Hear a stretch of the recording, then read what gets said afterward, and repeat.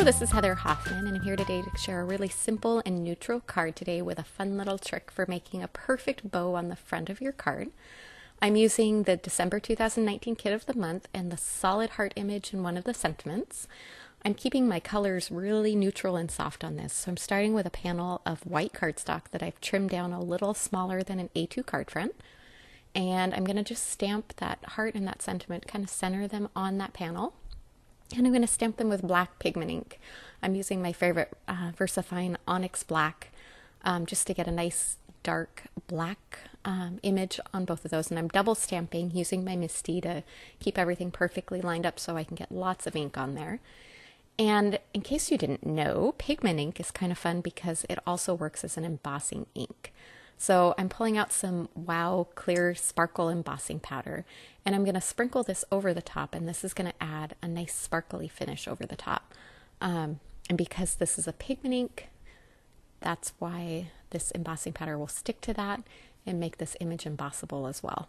If you don't have a black pigment ink, you could stamp in normal ink and then using your MISTI clean off your stamp and then re-stamp over the top with embossing ink and get a very similar effect. I just think it's an extra. It softens that black just a little bit and adds a little bit of sparkle, so it's just a little something extra on that image. All right, now we're going to move on to adding the bow, and I'm using the white sheer ribbon that I got from Unity Stamp Company, and I'm going to, as you can kind of see, just kind of create a loop about the size of that front. But before I do that, this is the scary part, I'm going to punch a hole right in the middle of that heart where I want that bow to be. And I'm cutting a small little section off, and I'm threading that through that little hole, and then I'm going to thread it back through that same opening once I've got it smooth in there, and I'm going to leave a loop sticking out on the front. You kind of see how that is. Then I'm going to loop around for the extensions of the bow around my finger, just kind of get it to the width that I'd like, and then I'm going to feed that through that loop. You can see there, getting it through there and even. Then I'm going to grab the ends of that loop in the back and pull those tight all the way through. And what this is going to do is create the center of that bow, and it's going to be perfectly aligned where I want it, perfectly smooth. And it's kind of a fun cheater, quick way to get a perfect bow, especially to place it where you want. So I tighten a knot in the back, tape it in place, and trim off the extra.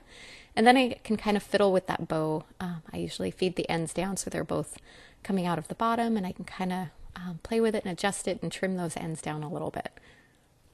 It's a super fun. I've done this with twine as well, but this is the first time I actually have tried it with the sheer ribbon, and I really love how it worked and came out.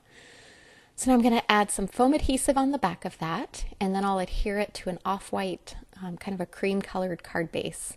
And this is enough of a neutral that it still keeps that overall soft tone of the card, but it also lets it pop between the white and the ivory. It's just a contrast in the neutrals that I love to pair together like that. All right, and then after this video finished, I did add a few Nuvo sparkly jewels. It just felt like it needed one little tiny extra touch, so I popped a few of those on there right at the end. But super fun, super simple, nice and neutral, and a fun trick for an easy bow. Thanks so much for coming by today. Have a wonderful day.